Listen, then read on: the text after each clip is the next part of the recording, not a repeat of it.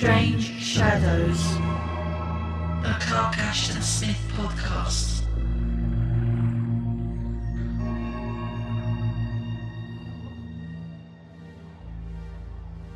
The crown of the kings of Ustheim was fashioned only from the rarest materials that could be procured anywhere.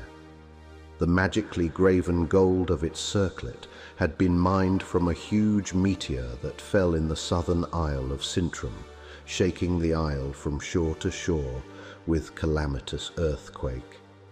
And the gold was harder and brighter than any native gold of earth, and was changeable in colour from a flame-like red to the yellow of young moons. It was set with 13 jewels, every one of which was unique and without fellow even in fable. These jewels were a wonder to behold, starring the circlet with strange, unquiet fires and fulgurations terrible as the eyes of the cockatrice.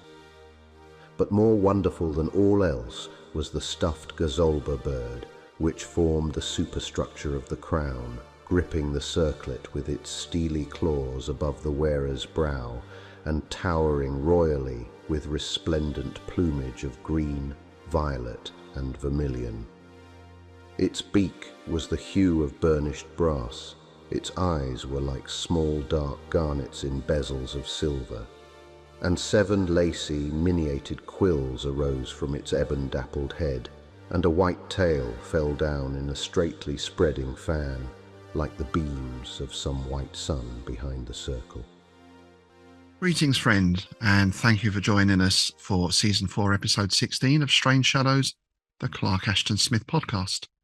The voice you just heard was friend of the show and bass player extraordinaire Simon Frazier Nash, reading the opening of today's story, which sees us once again in Zothique.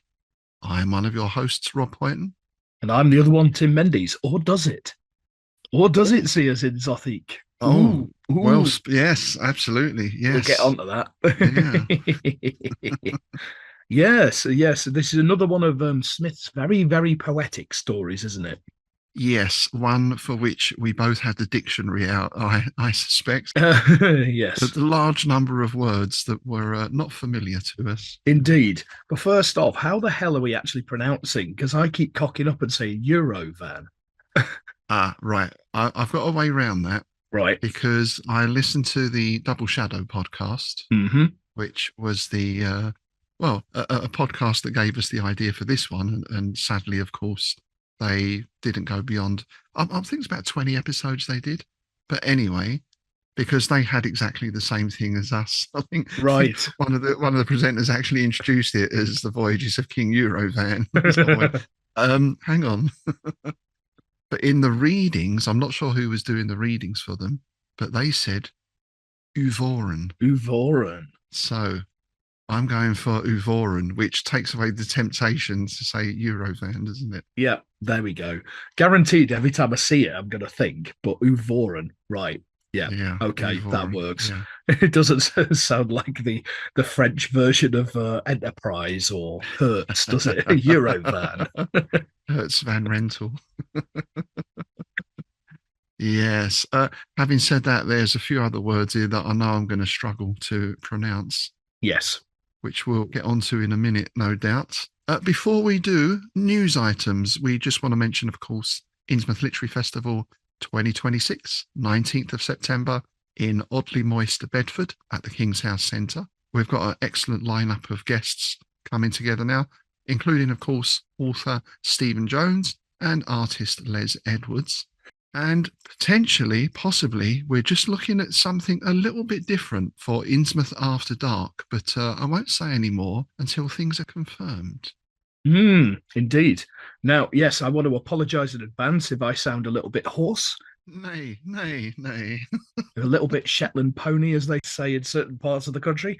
It's because I've just come back from a 3-day mini tour and I've picked up the plague, the gig lurgy. You always get gig lurgy, don't you? You did go to Northampton. Yes, indeed, we did. But yes, we have just released. We were only going to do it as a an official bootleg gig only CD. But we had a problem with the van, and we're basically, it's now gone online. You can buy a digipack. You can also buy a digital download. It's an 8-track album, and it includes The Shuttered Room. Oh, nice. Yes, inspired by HPL and weird fiction in general. So there we go. Yes, that's available on Bandcamp. Excellent. Okay, shall we start with our favourite words, as we've got quite a list to work through? It is going to take a while, isn't it? And I do feel we should put a little warning at the front of this episode, just to say that this story does contain a lot of foul language. Yeah, God, yes, it does. It does. And several of my words are pretty foul. So there we go. Yes, well, I thought you might say for flock's sake when I said that, but... For flock's sake, yeah. Yes, a lot of avian words, isn't there? Yes. Right. The first one I'm going to go with, I have no idea how you pronounce this. I think it's stymphalian, which refers to anything related to the stymphalian birds or the region of Stymphalia in Greek mythology, particularly the man-eating birds defeated by Heracles. Not Testicles, Heracles. Stymphalia is a region in Arcadia near Lake Zaraka in Greek mythology. There we go.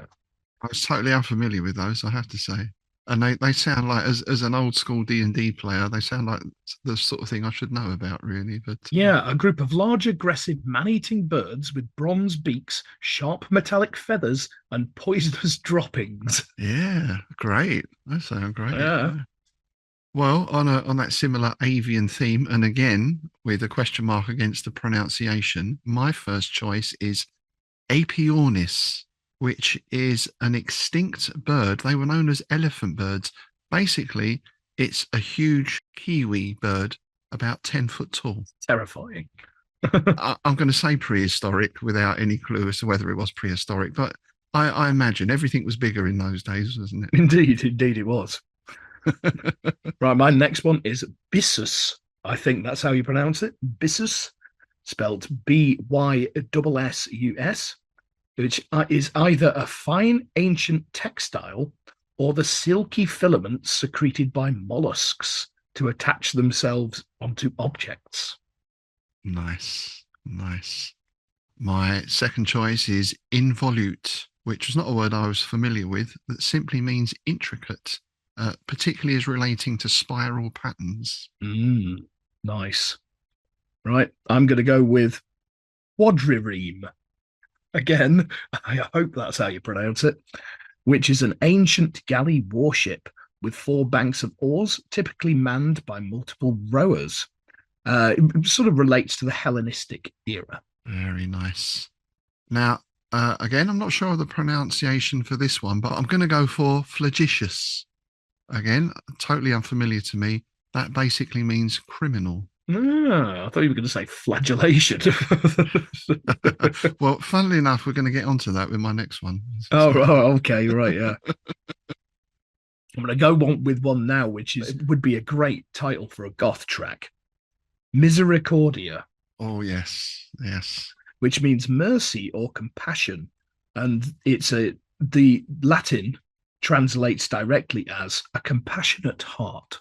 Very nice. And yeah, I'll speak about that when we get into the story, because that plays a part, doesn't it? It does.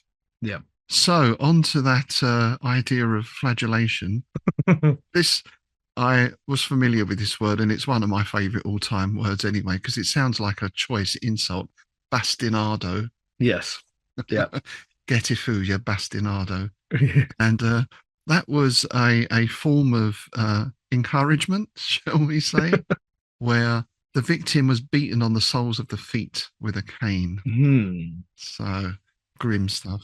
People pay a handsome price for that in certain places in Soho, I imagine. Yeah, and places like Torture Garden, I seem to remember. Yeah, indeed. Now, one I'm going to go with now is oupires, which it's a vampire, but yeah, just a different spelling and pronunciation of it. There we go. Volutation was another one that was totally new to me. That means flying. Now we got back to the birds here. Passarines. Never heard of that before, which it basically relates to, it's a genus relating to perching or songbirds. Ah, ah. And I'm going to finish with this one because this is possibly one of my favourite words of the whole lot. And again, totally new to me, malapert. Ooh. Which is basically an impudent chap, a saucy scoundrel. I love it. I love that. Yeah, my final one, I'm going to go with magniloquent. Oh, mainly because I just love saying the word magniloquent, because I am kind of magniloquent myself. It means using high-flown or bombastic language. Excellent, excellent. Righto, so yes, moving on to the publication history.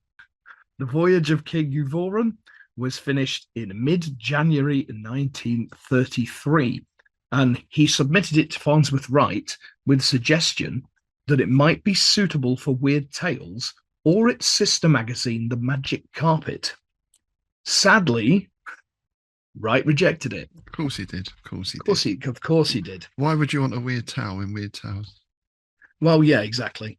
Now, to find out why he rejected it, we're turning to Eccentric Impractical Devils, the letters of August Derleth and Clark Ashton Smith, and to a letter dated February the 9th, 1933.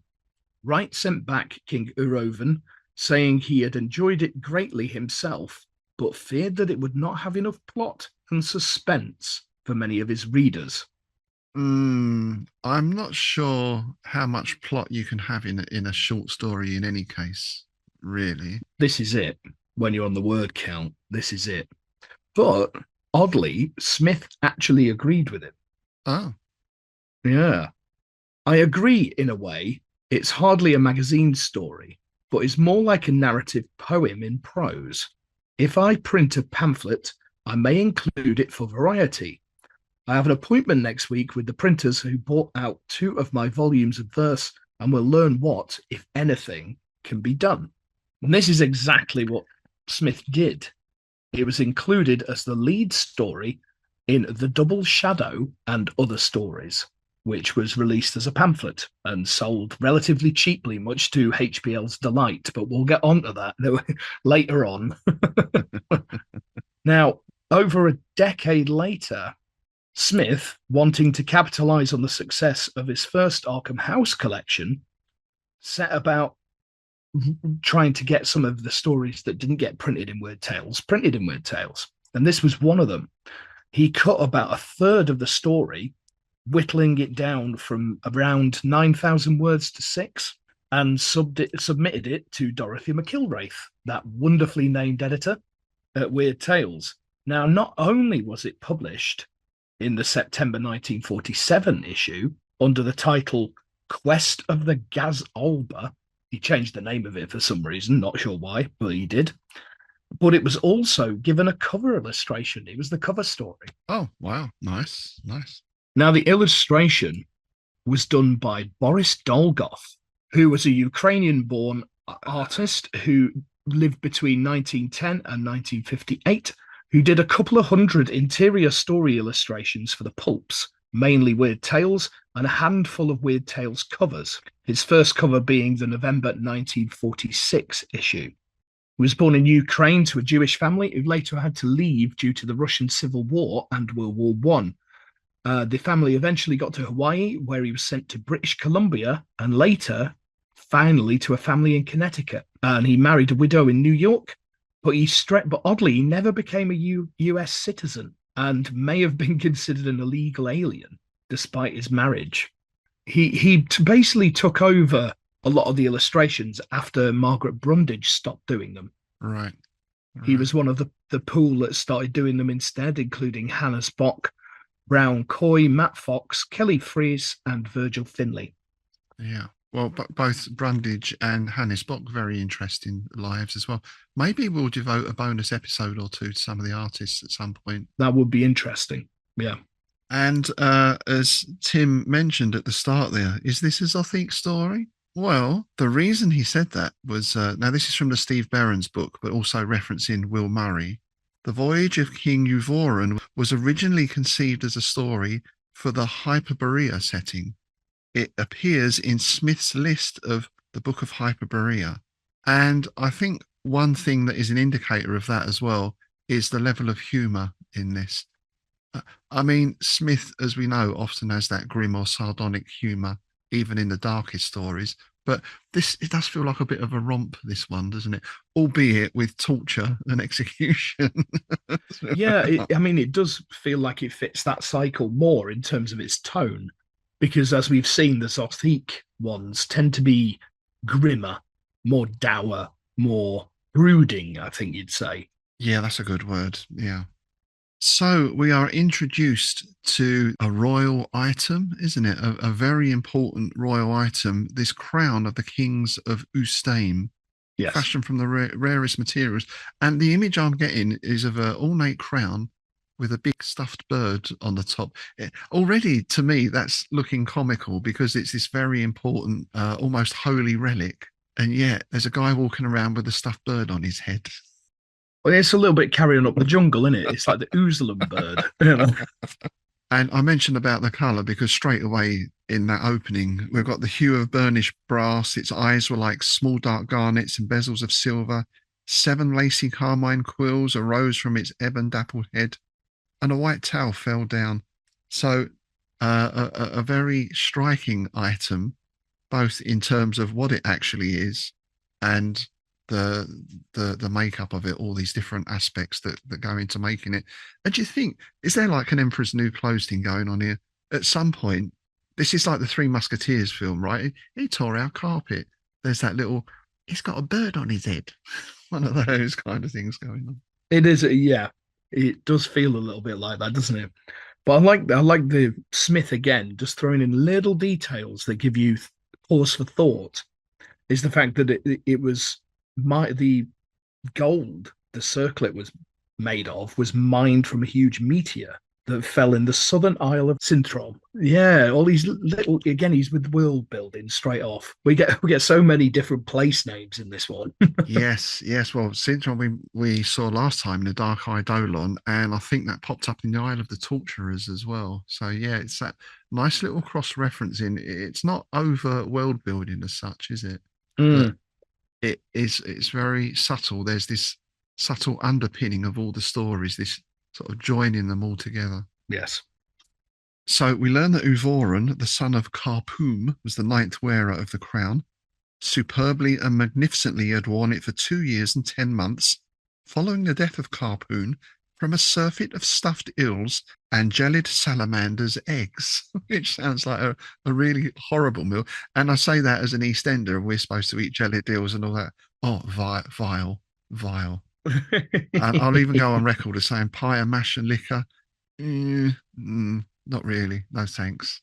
No, you're not a fan. No. Cockles and mussels, I can cope with those. Oh, I. Yeah. But this rang a bell for me with something, and I don't know if Smith was drawing on this, because there was an English king who died from a surfeit of lampreys, and that was King Henry I. In December 1135, he was on a little jolly jaunt to Normandy, and he decided for his breakfast or whatever it was, he was going to have a load of lampreys, which are a sort of eel-like creature, aren't they, really? Indeed. And apparently he was said, oh, you want to watch that, and ignored the advice. He ignored the yokel knowledge and passed away in agony. Interestingly enough, his intestines were buried somewhere else other than his body. I'm not quite sure what that was about. Right. Might be something I shall investigate further. He was the 4th son of William the Conqueror as well, by the way. There we go, a surfeit of lampreys. Yeah, I think that pops up in Shakespeare somewhere as well, possibly. Oh, that's interesting. Yeah, lampreys are interesting creatures. They're the ones with the sort of leech-like suckery mouths and an eel body. Yeah, vile-looking things. Yeah, very Lovecraftian, actually. Oh, yes. They're very Lovecraftian creatures. Now, food plays quite a big part in this story as well, because Euvoran is a king and is a man who likes the finer things in life. Well, it seems to me he's got 2 main interests, apart from the obvious in Smithy and Zothique stories: food and torture. You know, everyone's got to have a hobby. It came to pass in the late autumn of the 3rd year of his reign that King Euvoran rose from a goodly breakfast of 12 courses and 12 wines, and went forth as was his custom to the Hall of Justice, which occupied an entire wing of his palace in the city of Aramoum, looking down in several coloured marble from its palmy hills to the rippled lazuli of the Orient Ocean. And what does any tyrant do after having a hearty breakfast? Well, this is when they call the criminals in, and he decides on their punishment and sentencing. Full often with his mace, the bones of the more flagitious offenders were broken immediately, or their brains were split in the king's presence on a floor that was strewn with black sand. Yeah, he certainly liked a bit of the old the old ultra violence, didn't he? Bit of torture porn, yeah. And again, very cinematic, because in this scene, the king is sitting on his Kraken sculptured throne of ivory, and he's got the executioner on one side and a torturer on the other. So I can almost see a Frank Frazetta painting in that. Yes, yeah. It kind of also gives you sort of Game of Thrones vibes, doesn't it? Yes, yes. And the torturer, he busied himself continually with the screws and pulleys of certain fearsome instruments of torture, as a warning of their fate to all evildoers. And not always idle were the turnings of these screws and the tightening of these pulleys, and not always empty were the metal beds of the machines. So it's already quite grim in tone. Well, it turns out that it was basically anybody who committed any kind of infraction, wasn't it? It wasn't just like murderers, rapists, that kind of thing. Like, because on this morning, the constables of the city brought before King Euvoran only a few petty thieves and suspicious vagrants. So slim pickings. Yeah. This is like, wearing a loud shirt in a built-up area after 9 o'clock, isn't it? And that's looking at me in a funny way. These are those sort of charges. And as much as he enjoys the torture, he's got no reason to inflict anything upon them. No, because he's trying to extort from them, in turn, an admission of some graver crime than that whereof they were accused. So, yeah, it's like, come on, you must have done something worse than just picking your nose in public, Having said that, the punishment that they do get is bad enough, because this is the bastinado. And I like this little phrase, away with these mackerel, he roared to the officers, these like small fish. Yeah. And his crown shook with indignation, and the tall gazalba bird on the crown appeared to nod and bow. Away with them, for they pollute my presence. Give each of them 100 strokes with the hardwood briar on the bare sole of each foot, and forget not the heels. Or 100 strokes on the sole of the foot. Or that's almost as bad as treading on a Lego, isn't it? That worst pain in the universe, that is. Yeah. But then things take a turn for the peculiar. We're already in peculiar territory, of course. This is Zothique, but it gets even odder with the appearance of another prisoner. And this was such a great scene, I thought, because this prisoner is dragging his captors in. Yes. It's usually the other way round. There entered the Hall of Justice 2 belated constables, hailing between them a peculiar and most unsavoury individual with the long-handled, many-pointed hooks that were used in Aramoum for the apprehending of malefactors and suspects. And though the hooks were seemingly embedded in his flesh, as well as in the filthy rags that served him for raiment, the prisoner bounded perpetually aloft in the manner of a goat, and his captors were obliged to follow in these lively and undignified saltations, so that the 3 presented the appearance of tumblers. This guy is kind of skipping in a very Caprite manner. Yeah, almost Pan-like, isn't it? Well, I did wonder. I mean, we find out sort of what he is, I suppose, in a moment. Well, we find out he's a necromancer, but he's not human, is he, as we see? No.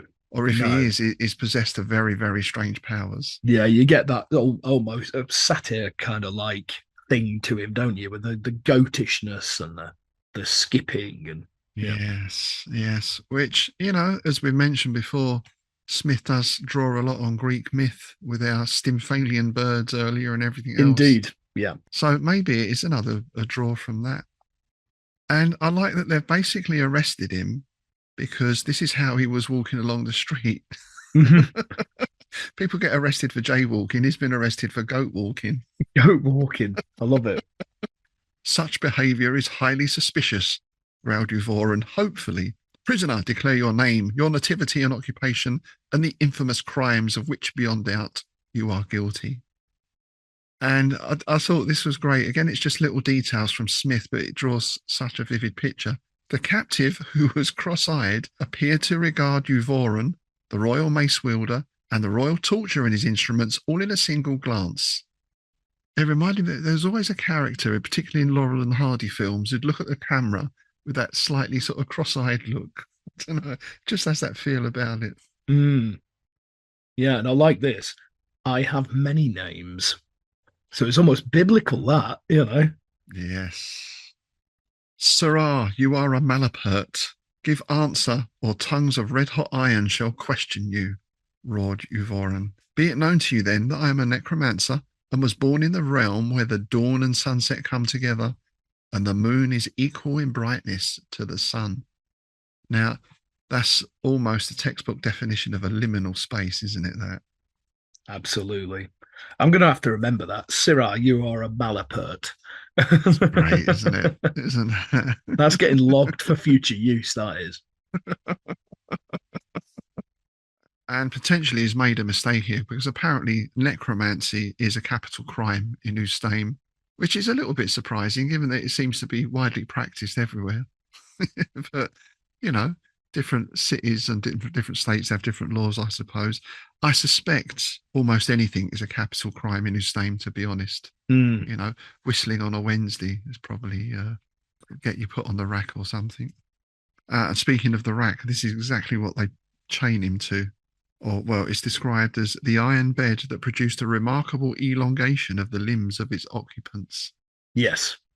But although they turn the wheel and his arms and legs are getting longer and longer, he appeared to experience no discomfort whatever, and to the stupefaction of all present, it became plain that the elasticity of his arms and legs and body was beyond the extensibility of the rack itself.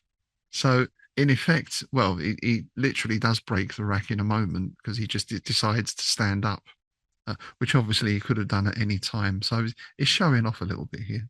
Yeah, because he just basically says, "It were well to release me, O King Euvoran." "Say you so?" the king cried out in a rage. "However, it is not thus that we deal with felons in Ousteam." But yeah, he's not having any of it. He's not selling it at all, is he? He's like, "Pull me about all you like, mate." But yeah. So the king calls in the executioner, who comes forward quickly, rearing his massive 11-headed mace aloft. Oh, suit you.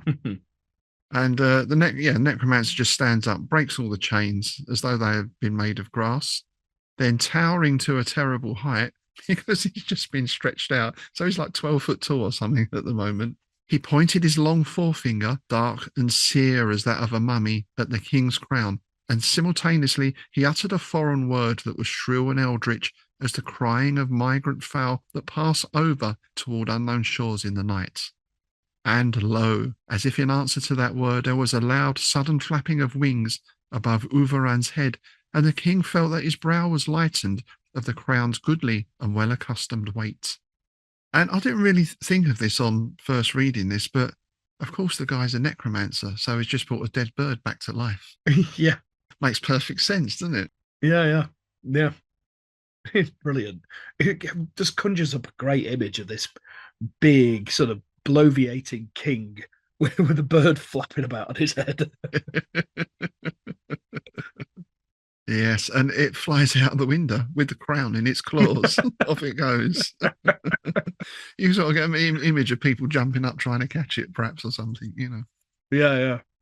And it just squawking indignantly at them. Yeah.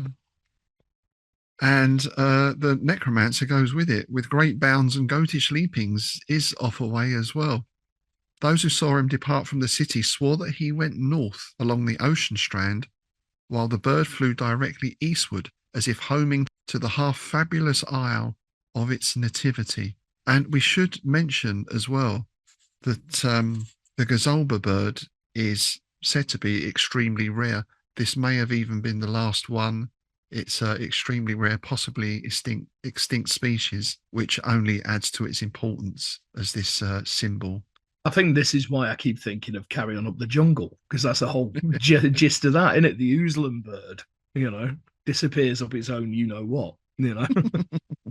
Now, this is a double blow to the king, because not only has this great symbol of his power disappeared, but it's also revealed his baldness, which was very funny, rudely bared to the gaze of the thieves and vagrants in the Hall of Justice. Yeah.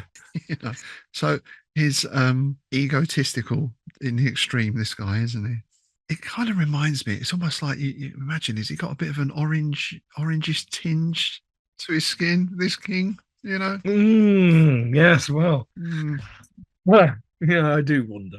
I like the fact how to get over his hide his baldness. He starts donning a voluminous turban of purple samite.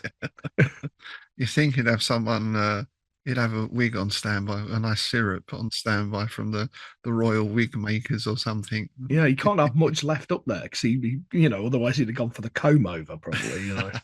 The old Bobby Chop. Yes, yes. So he calls a meeting of his sages ministers, and none of them have got a clue really. But this is a big blow to his authority and to the kingdom, because as the news spreads, the land became filled with lamentable doubt and confusion, and some of the people began to murmur covertly against Euvoran, saying that no man could be the rightful ruler of that country without the Gazolba crown. So he's tried the ministers. Where do you go next? Well, he goes to the temple, all right? To the god. Now, how are you going to pronounce this one? It's Geol. Geol? Geol? Geol? Yeah. Geol. Yeah. Have we seen this name before? It didn't ring a bell. No, I was trying to think that myself. I don't think so, but I could be wrong. Yeah, I mean, we have like Poseidon and others mentioned previously, and obviously Foggy and all the rest. But yeah, this is possibly a new one. But I like his description. He entered the dim aditum where the image of Geol, pot-bellied and wrought of earth-brown faience, reclined eternally on its back and regarded the motes in a narrow beam of sunlight from the slotted wall. Smith likes his lazy gods, doesn't he? He does. Yeah, very much. Yeah. Because it is kind of like old Toady, isn't it? A little bit in the description. Yeah. So he gives the appropriate homage, and he gets a voice issues from the god's navel as if a subterranean rumbling had become articulate. And the voice said to King Euvoran, "Go forth and seek the Gazolba in those isles that lie beneath the orient sun. There, O king, on the far coasts of dawn, thou shalt again behold the living bird, which is the symbol and the fortune of thy dynasty. And there, with thine own hand, thou shalt slay the bird." So there we go. He's had his fortune told. And in a sense, the rest of this story reminds me of the Dark Eidolon and one or two other stories as well. In that it's this succession of encounters with increasingly strange entities and beings, and it just sort of gets more and more bizarre. There was something else I had to look up here because, I looked up quadrireme as well, which you mentioned earlier. But it describes them as having oars of beef wood. That was something I was not at all familiar with. But this is from an Australian tree. It's a red hardwood from the Australian beef oak, which is kind of interesting because, now I'm going off a memory here, one of the big islands in Zothique corresponded to Australia, I think. Right. So I might have to check that. Don't take that as read, listener, but I've got a feeling because we had like Greenland and all that sort of stuff, didn't we, in some of the other stories, in the Hyperea stories. But I'm pretty sure one of the islands in Zothique is a sort of Australia of the future. So yes, oars of beefwood and sails of stout woven byssus dyed in yellowish scarlet, and a long gonfalon at the masthead, bearing the Gazolba bird in its natural colours on a field of heavenly cobalt. So again, very colourful, very cinematic. Yeah, I'm seeing that again, what we talked about last time. With the, I'm seeing this in Technicolor. Them beautiful 60s, very sumptuous, very bright colours. Antony Cleopatra. Carry on, Cleo, that kind of thing, right? Jason and the Argonauts, right? Yeah.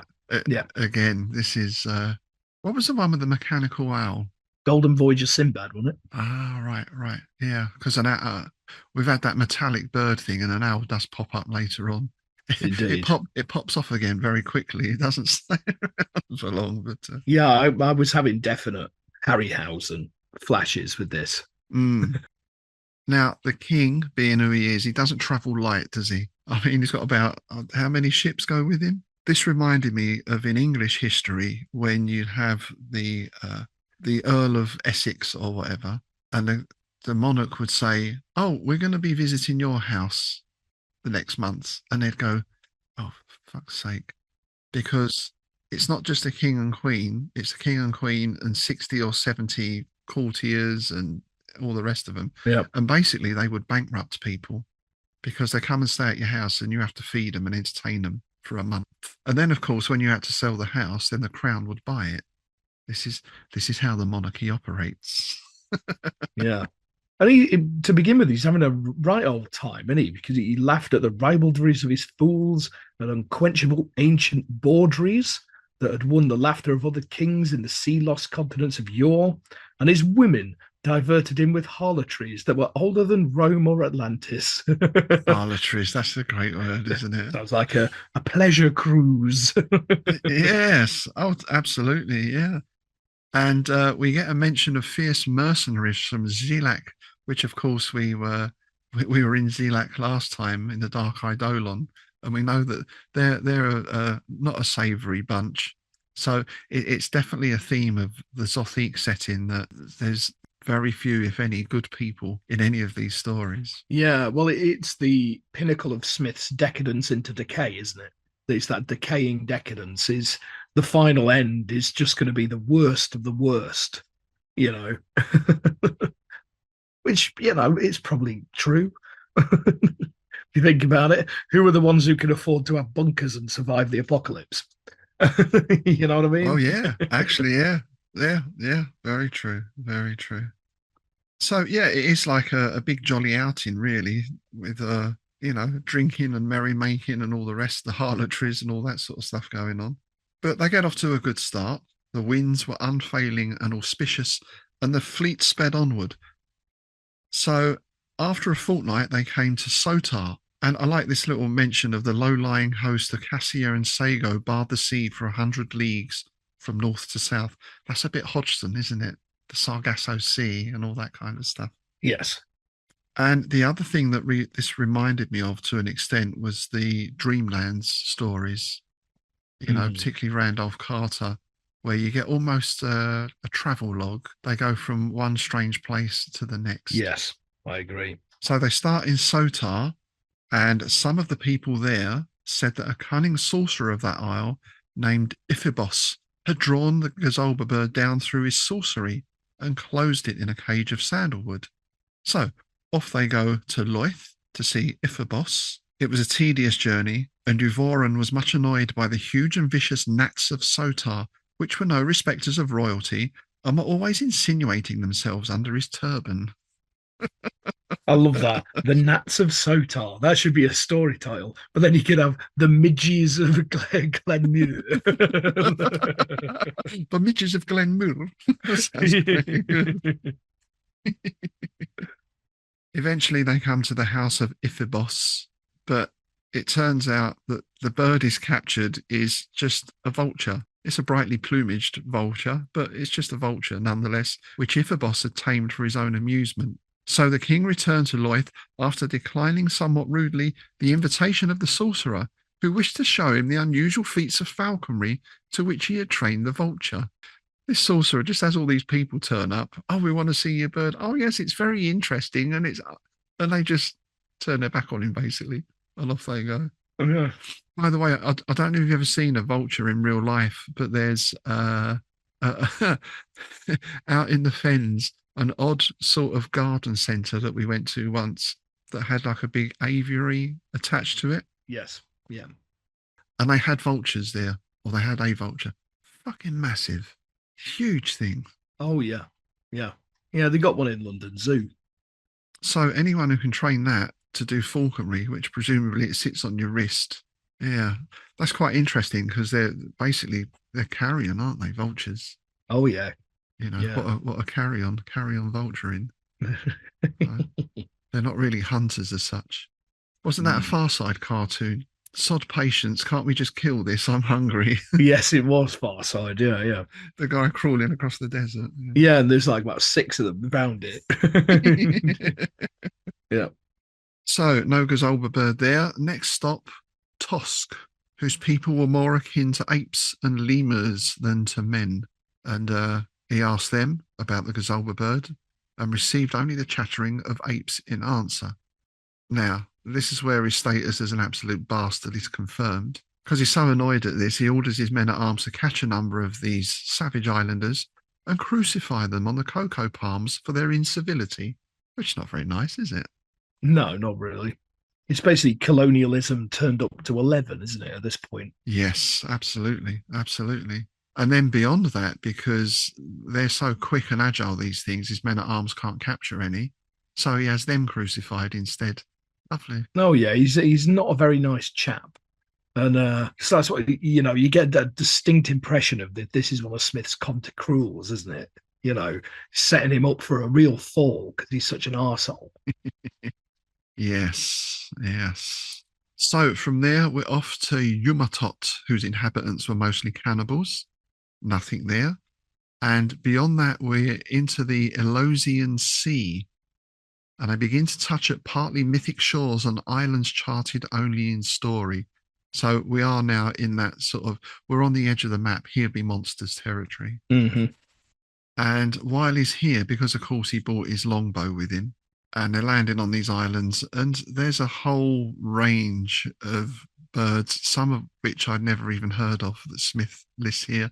Lorikeets, lyrebirds, boobies, golden cockatoos, dodo, dinornis, even mighty griffins. I suppose they're not strictly birds, but certainly quite impressive to see.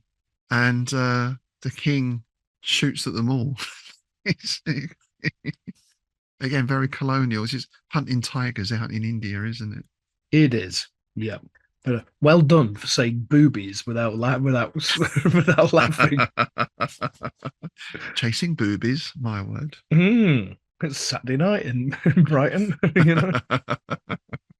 Until they arrive on the sunset of a day in the fourth moon, the vessels approached a nameless isle that towered mile high with cliffs of black naked basalt, around whose base the sea cried with baffled anger, and about whose precipices there were no wings nor voices of birds. The isle was topped with gnarly cypresses that might have grown in a windy graveyard, and sullenly it took the afterglow as if drenched with a gore of darkening blood. But they do see the openings of caves far up in the cliffs. So from the start, this place is quite sinister. Yeah, I like the gnarly cypresses might have grown in a windy graveyard. It's very evocative. Darkness falls, and of course he's having his supper. I can imagine he has about 8 meals a day, this guy. Well, we've already had mentioned that he had about 12 wines with his breakfast. Yeah, that's some going, isn't it? That is, isn't it? That's sort of Keith Floyd levels of gastronomy in there. Because that's the thing in fine dining, isn't it? You have a wine for each course, your dessert wine and your aperitif and all that. Oh, yeah. Yeah, gradually getting pissed as you eat. Well, and here he's sipping the golden arak of Sotar between mouthfuls of mango jelly and phenicopter's meat. Oh, I had to look up phenicopters as well. Flamingo. Right. Well, there you go. He's eating a flamingo. Not much meat on the leg, but And this is where we get that mention of the oupires, because those who peered from the ports and oar holes saw that the lanterns of their neighbours had been quenched, and perceived a milling and seething as of low-driven clouds in the darkness, and saw that foul black creatures, large as men and winged like oupires, were clinging to the range doors in myriads. And those who dared to approach the open hatches found that the decks, the rigging and the masts were crowded with similar creatures, who, it seemed, were of nocturnal habit and had come down in the manner of bats from their caves in the island. I just wanted to check, because in Lovecraft's letters, in one of the letters, he mentions night gaunts. and I wanted to see if it was related to this, but it wasn't. It was something completely unrelated. But don't they remind you a little bit of night gaunts? That's the first thing I wrote down with this was night gaunts. Yeah, because obviously he mentions the vampiric aspect, and they're drinking people's blood as well, right? Yeah, and bat-like and everything. But yeah, night gaunts did immediately spring to mind, especially in this type of setting, this almost dreamlandish sort of setting. Yeah, exactly. And I like that there's this huge fight going on across the fleet. Again, very cinematic. You can imagine this sweeping shot of the sailors and soldiers and everyone else having these desperate battles on the decks. Anyone who falls gets feasted on. And what's the king doing? He's sort of eating his supper saying, "Can you keep the noise down out there? You're spoiling my appetite," you know. It's almost Joan Sims with the I seem to have got a little plastered, you know. Yes. And eventually, when his golden arrack was spilt and the dishes of rare meat were emptied on the floor by the vessel's violent rocking, he would have issued from his cabin, fully armed, to try conclusions with his piacular miscreants. But even as he turned to fling wide the cabin door, there was a soft infernal pittering at the portholes behind him. The king saw in the lamplight a grisly face with the teeth and nostrils of a flittermouse that leaned in through one of the cabin ports. I thought flittermouse, that's a great name for a bat, isn't it? Fledermaus, flittermouse, yeah. Yeah, I love that flittermouse. And we basically get this big fight that goes on for the whole rest of the night until the sun rises. And they manage to prevail just at sunrise. The bat creatures disappear back to their cliffs, as you might expect. And, well, it's not looking good, is it? Out of 15 vessels, 7 have been sunk, borne under and swamped by those obscenely clinging hordes of oupires, and the decks of the others were bloody as abattoirs, and half of their sailors and rowers and men-at-arms were lying flat and flaccid as empty wineskins after the greedy drinking of the great bats. So he's lost half of his ships and most of his men. I love how grim that is. Yes. So they kind of limp off from this place. I like that. There's a lovely phrase. There was the stain and reek of a stymphalian foulness. Mm. And it takes a couple of days for them to come to a coral island with a calm lagoon that was haunted only by ocean fowl. So they're going to put in here to repair the sails and all the rest of it. From there, they continue going deeper into this strange archipelago and deeper into the regions of myth and story. I've thought this next part, this is one of those Smith journeys again, isn't it, into somewhere else? Usually it's going to a star or a planet or another dimension, but this is going into this land of myth. Yeah. It sort of reminds me of the sort of Voyage where you get those medieval drawings of men with faces on their stomachs and all that kind of stuff. Oh, some of them are brilliant. The best one is just Google medieval drawings of cats. Ah. Some of them are just bonkers. Eventually, they arrive at a new and unheard of shore, curving for many miles from northeast to southwest, with sheltered harbours and cliffs and pinnacled crags that were interspaced with low-lying verdurous dales. So we've got towers on these crags, which sort of is an indicator that there's intelligent life here. So they sail in and enter the harbour. There's no sign of man, but the place was full of an extraordinary number and variety of birds, ranging in size from little tits. Sorry.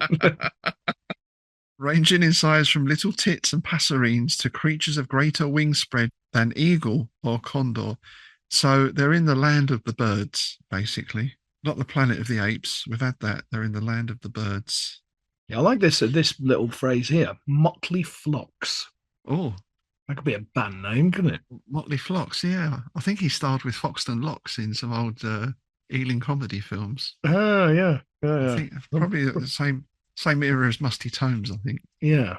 I think they all worked with people like Robin Asquith, didn't they? That kind of crowd. You know. Oh, Motley Flocks.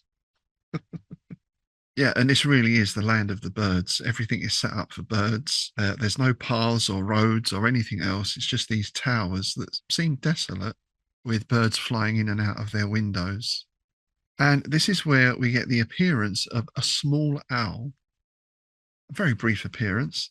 Here at the slope's bottom, Euvoran saw a small owl that slept in one of the cedars, as if wholly unaware of the commotion made by the other birds in their flight.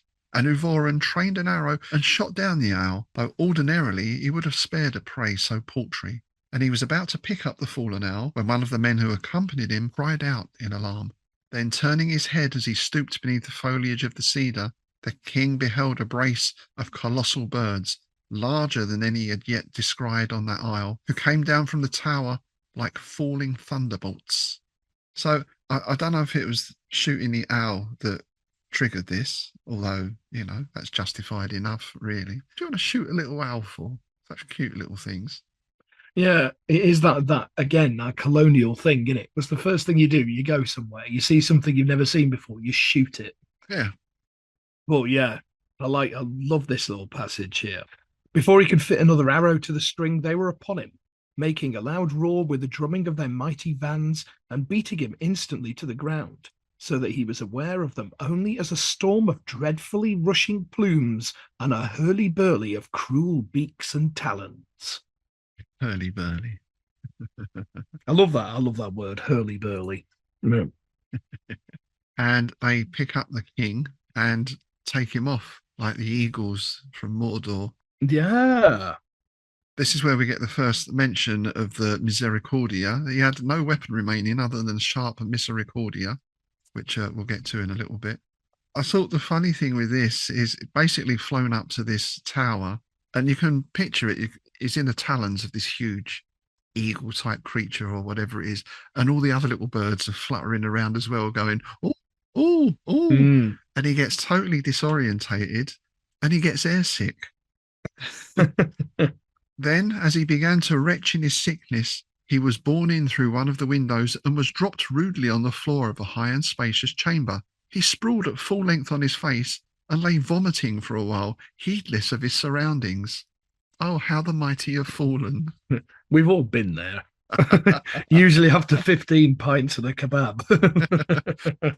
And this is where we get this really nice inversion, because what we've got now is the king, the ruler, on this quite spectacular throne, and this vomit-covered creature twitching on the floor before it. So it almost goes back to the start of the story kind of thing.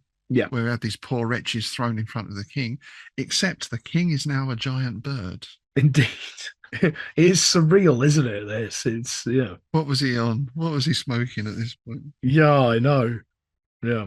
He beheld before him, above a sort of dais, an enormous perch of red, gold, and yellow ivory, wrought in the form of a new crescent arching upward. The perch was supported between posts of black jasper, flecked as if with blood, and upon it there sat the most gigantic and uncommon bird, eyeing Euvoran with a grim and dreadful and austere mien, as an emperor might eye the gutter scum that his guards have held before him for some obscene offence. The plumage of the bird was Tyrian purple, and his beak was like a mighty pickaxe of pale bronze that darkened greenly toward the point, and he clutched the perch with iron talons that were longer than the mailed fingers of a warrior. His head was adorned with quills of turquoise, blue, and amber yellow, like a many-pointed crown, and about his long unfeathered throat, rough as the scaled skin of a dragon, he wore a singular necklace composed of human heads and the heads of various ferine beasts, such as the weasel, the wildcat, the stoat, and the fox, all of which had been reduced to a common size and were no larger than ground nuts. I mean, where does he get that? I don't know, but it's brilliant. It's got a necklace of shrunken heads. Yeah. Euvoran was terrified by the aspect of this fowl. You bloody well would be, wouldn't you? Really? You would, wouldn't you? Gigantic monster chicken with a bunch of severed heads around his neck. And what I thought here, where he's on his perch, because this is described in a little bit as well, I wonder, it almost feel like it's got a little ladder and a mirror on it as well. It goes up and down the little ladder. looks in the mirror, rings a little bell. You know? It's kind of giving me flashbacks of years ago. I was asked by a publisher. They were doing it was just a little silly thing for Thanksgiving. They're an American publisher saying they wanted Thanksgiving horror. So I did a comedy Thanksgiving horror story, Cosmic Horror, and created a great old one, which was a monstrous turkey god called Gobathaka.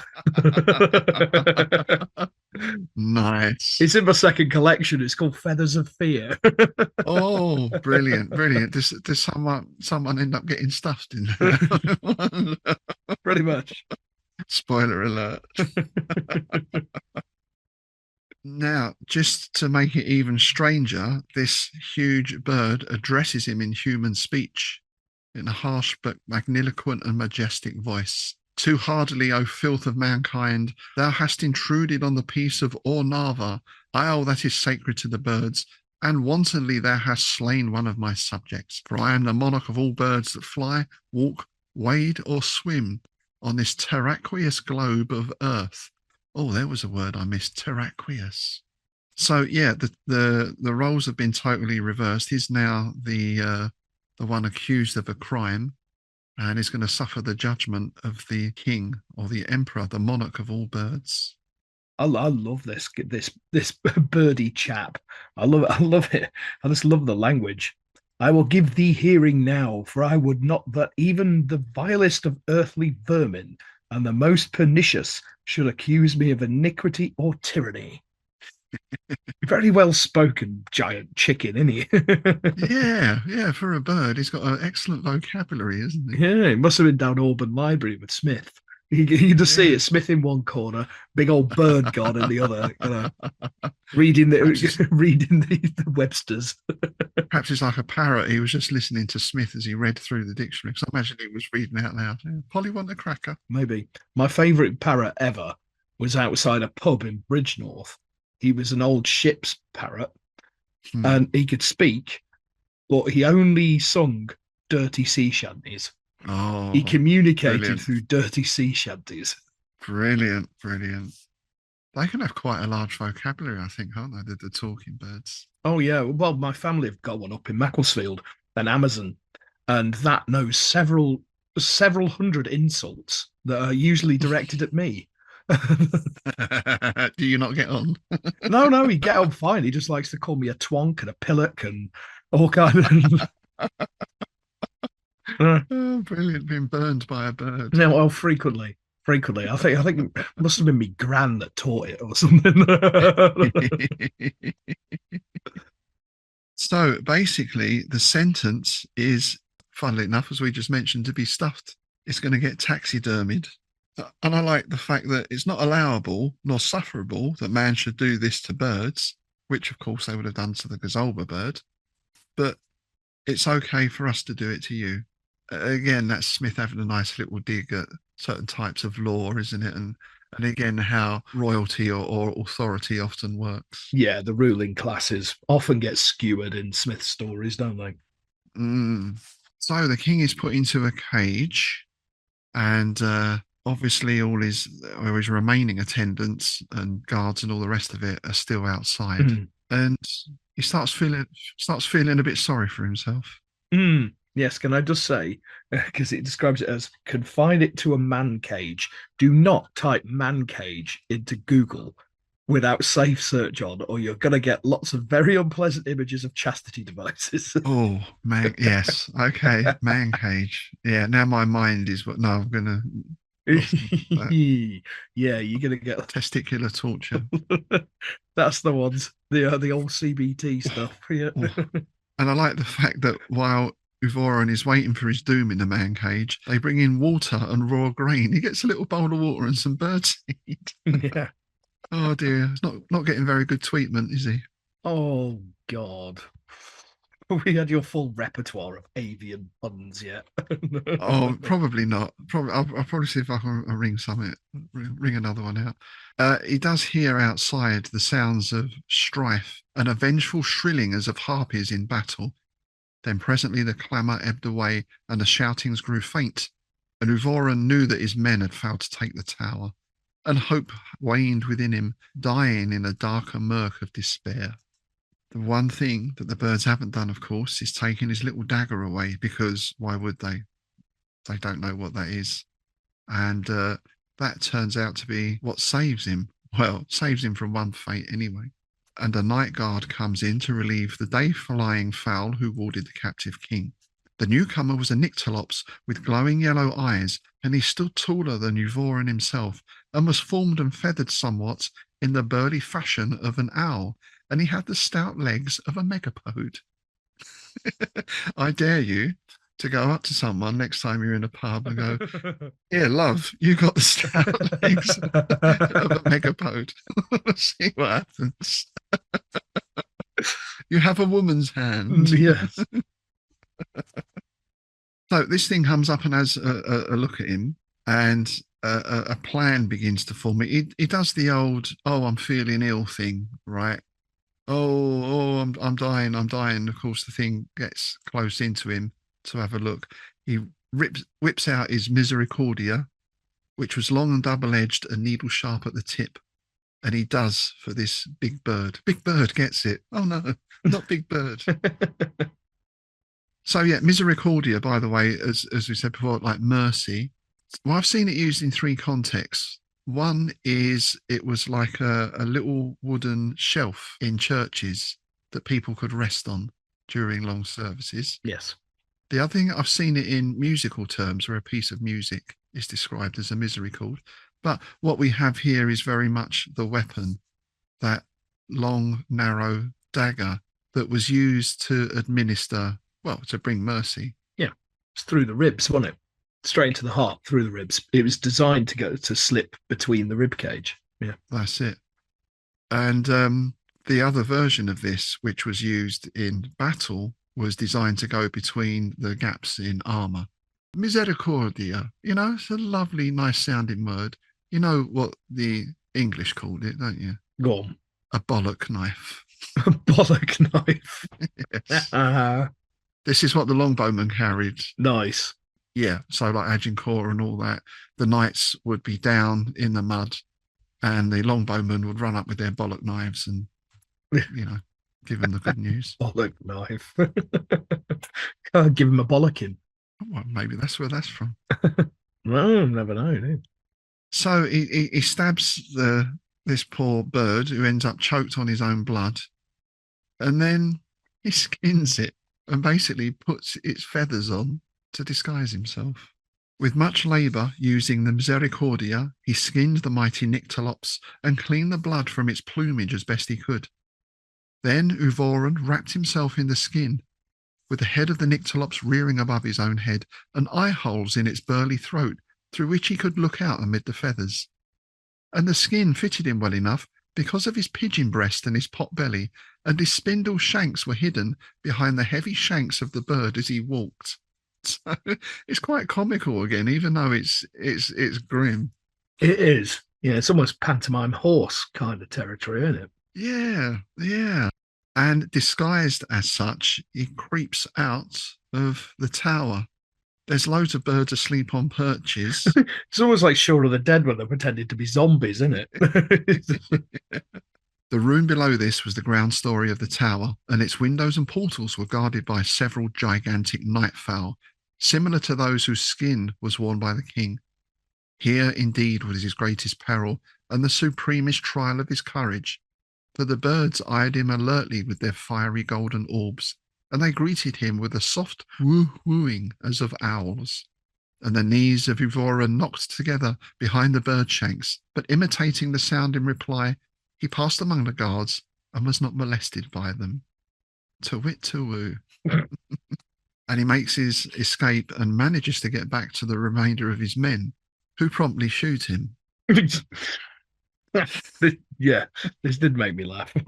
Because they're basically coming to attack the tower at night, and of course, you imagine they're walking up to this and they see a giant bird walking towards them. So I suppose it's only natural. It's probably lucky they're not very good shots, really. Well, he is wounded slightly, isn't he? Which causes him to drop the skin quickly, and they realise their mistake. You wonder what happened to that guy who shot him. Well, yeah. One of those situations people are like, who did that? He did. Step forward, that man. So they make their escape from the island. They want to put as much space between themselves and this island as they can. And Euvoran wastes no time in catching up on his food and drink, because all he's had to eat is some birdseed over the last day. This is where the big storm hits, all right? It wouldn't be a long voyage without a tempest of some sort, would it? Very true, very true. It's an easy thing to put in a sea voyage, isn't it, as part of your plot device? Oh, absolutely. That's why when I wrote one that was set at sea, I went the other way and did becalming. Ah. I went the other way. Yeah. Oh, back to Hodgson again, eh? Indeed, it was a Hodgson-inspired tale. Yeah. Mm. This is quite the storm as well. 3 days and nights with no glimmer or sun or star discerned through the ever-boiling murk. The vessel was hurled onwards as if caught in a cataract of elements, pouring to some bottomless gulf beyond the verges of the world. And early on the 4th day, the clouds were somewhat riven, but a wind still blew like the breath of perdition.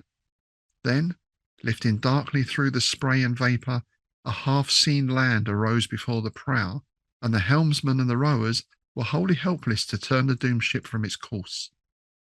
So, the vessel, it's the only ship left now. All the other ones have gone, or they've been sunk, or they're dispersed in the storm. And this vessel now hits the reef as it goes in towards this island and begins to sink. Euvoran manages to save himself, though. Of course he does, while the rest of his crew drown. He lashes himself to an empty wine barrel and casts himself from the sloping deck.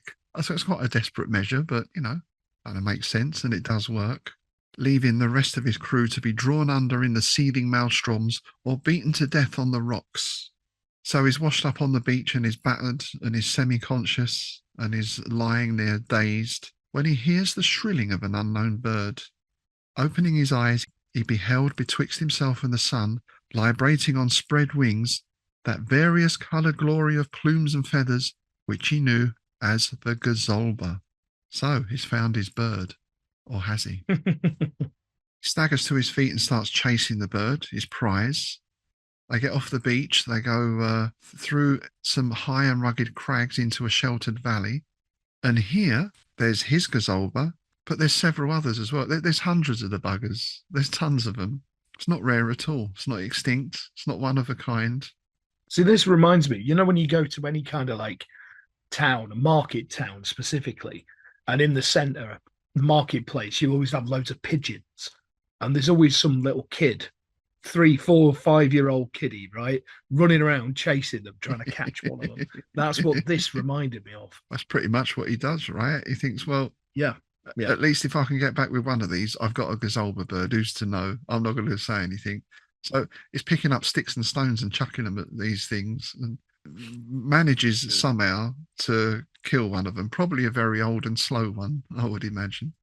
This is where a man appears at this point, a man in tattered raiment of an uncouth cut, armed with a rude bow and carrying over his shoulder a brace of gazolbas tied together at the feet with tough grass. And the man wore, in lieu of other headgear, the skin and feathers of the same fowl.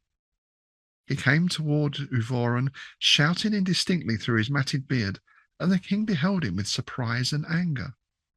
Vile serf, how darest thou to kill the bird that is sacred to the kings of Ustaim? And knowest thou not that only the kings may wear the bird for headgear? I, who am King Euvoran, shall hold you to a dire accounting of these deeds. The bloke sort of goes, oh, right, will you? Okay. I love this. He just sort of looks at him, point. He just does that point and laugh thing, then he just goes, dickhead. Because it is mentioned again that, of course, in the tumult of the sea and the storm, his turban was snatched away, leaving his baldness without disguise. So I get the impression he's laughing at his baldness as much as anything. You get the impression it's almost like a Samson parable, isn't it? Because it's like, without his hair or without something to cover up the fact that he's as bald as a plucked chicken, he loses all of his power, Yeah, very true. Very true. It's interesting, isn't it, how people will follow symbols, no matter how vile the person is, which, again, is a point Smith is making here, I suppose. Yes, yeah. So this Robinson Crusoe character basically been shipwrecked here for 9 years as a sea captain from a far southwestern land of Ulatroy, and the sole member of my ship's company that survived and came safe to shore. He's been here on his own with no other companionship other than the birds, which of course he's going to kill to eat them and make his clothes and all the rest of it. Yeah, because he has the bird headdress, doesn't he? Similar to what Euvoran had, you know. Well, that's nice inversion again, isn't it? Because again, Indeed. we've got this guy as the ruler of this island in effect, if only by default. Yeah. And he's got this groveling, wretched creature before him who's still trying to draw on all this power that he's got, but he hasn't got any power at all. Yeah. But this guy is a nice guy. This is perhaps one of the rare nice people in Zothic, or perhaps being on his own for so long has just made him desperate for company. So he says, look, all right, yeah, never mind all that. It doesn't really matter. But I can give you a hand to gut and skin that bird if you want. We can cook it because, you know, I know how to do this. I've been doing this for years. And a nice little dig at the end. For I must deem that you are more familiar with the products of the culinary art than with the practice. Yes. That's a nice way of saying it, isn't it? Yeah, you baldy tubster. Yeah. Oh, God. I think Euvoran, there's a sort of realization here, a bit of an epiphany at this time that, right, okay, it came to him that never again should he see the marble houses of Aramoam, nor live in pleasant luxury, nor administer the dooms of law between the torturer and the executioner in the hall of justice, nor wear the Gazalba crown amid the plaudits of his people. So, not being utterly bereft of reason, he bowed him to his destiny and said to the sea captain, there is sense in what you say, therefore lead on. We learn that the shipwreck guy, his name is Naz Obama. Yeah, he's got a little cave side hole, hasn't he? He's got a nice little house in a cave, you know. He's made the best of his situation. Yes. He's even got some wine, right, that he made from certain berries. And it ends thus. Thereafter they shared the isle of the Gazalbas, killing and eating the birds as their hunger ordained. Sometimes, for a great delicacy, they slew and ate some other fowl that was more rarely met on the isle, though common enough perhaps in Ustaim or Ulatroy. And King Euvoran made him a headdress from the skin and plumes of the Gazalba, even as Naz Obama had done, and this was the fashion of their days till the end. I like that last little bit, that the birds that are rare here are common. That's probably like your pigeon and your sparrows and all that sort of stuff. They're the rarity here, and the exotic bird is common as muck. Oh, well, I've seen it when you get tourists from far afield in the UK on the seaside, amazed by the seagulls and the size of them. All right. Taking pictures of seagulls and things because they're exotic birds to them, you know, whereas they're bloody pests to us. Sky rats. Yeah, right? yeah. So I think, yeah, that's one of the funniest Smith tales I think we've read, with that underlying grimness and that sardonic humour all the way through, and a lot of nice little digs at authority and the rest of it in there as well. So I believe we have a mention in our Dawnward Spire, sir. Well, kind of. It's not. He doesn't specifically mention the story, but he's talking about the double shadow and other stories. And the main reason I'm reading this is the main reason we read a lot of HPL's letters. It's for the return address, and the beginning paragraph of this is just tremendous. So here we go. The 29th of June, 1933. Field of the ultra-spectral rays, hour of the spiral wind from Nith. Tremendous. The wind from Nith. Marvellous. Yeah.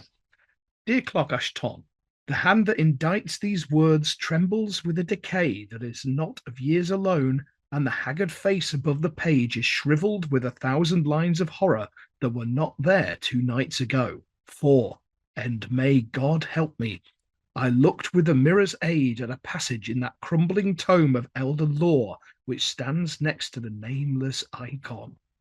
Now, in spite of all, of heaven's vaunted mercy, I know. The veil is withdrawn, and I have glimpsed that which has bowed me in convulsive terror for the few days or weeks of life which remain to me. Ie Shubragurath, Is the grey rite of Azathoth no more of avail? Nice. Very nice. Well, I have read the brochure through now and can truthfully say that each of the tales retains all its original appeal for me. Indeed, I think that the devotee of evil is even stronger than before, though I cannot quite put my finger on the seat of the change. My favourites, I think, are the Double Shadow, the Maze of the Enchanter, and A Night in Malneont. Though it is indeed hard to assign the other three a lesser status. The whole thing is really magnificent and a marvellous value for a quarter. I hope the sale will remain steady, if not spectacular. I have now distributed quite a number of the circulars and believe that at least a few of these will result in sales. One sale of ebony and crystal is also virtually assured. The very reasonable price of the booklet will help its sale. People will fork over a quarter when they wouldn't be so apt to spend $1 or $2. I hope Coates will be wise enough to bind the Shun House cheaply and whittle the price down to a minimum. So there we go. Yeah, like I said, the low price was obviously a big selling point to Lovecraft, and all those other struggling artists. Yeah, well, 25 cents. I mean, I don't know what the equivalent would be nowadays, but it doesn't sound like it'd be much, does it? Really? No. Considering the standard of the writing and the work you're getting. Yeah. Absolutely. Yeah. I love reading Lovecraft's letters. I mean, that reads like one of his stories, doesn't it? Yes. I just wonder how he, when he went shopping, how did he speak to the shopkeeper or the man in the fountain pen shop? I wondered if he was so similarly voluble in speaking every day. I like to think so. Behold.